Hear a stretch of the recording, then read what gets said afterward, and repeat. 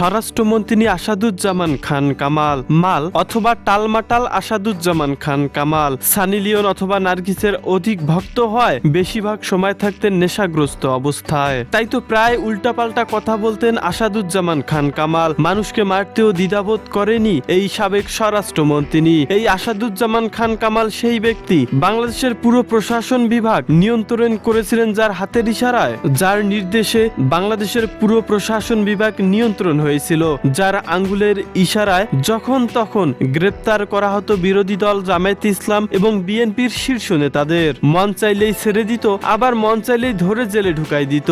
শুধু প্রশাসনিক সেক্টরই না, তার কোথায় নিয়ন্ত্রণ হতো এদেশের বিচার বিভাগ। শত শত কোটি টাকা আর বস্তায় ভরে ঘুষ নিত আসাদুজ্জামান খান কামাল। এমনকি নায়িকা নিপুণকে চলচ্চিত্র শিল্পী সমিতির নির্বাচনে জয়ী করানোর জন্য শেখ সেলিমের নির্দেশে আসাদুজ্জামান খান কামাল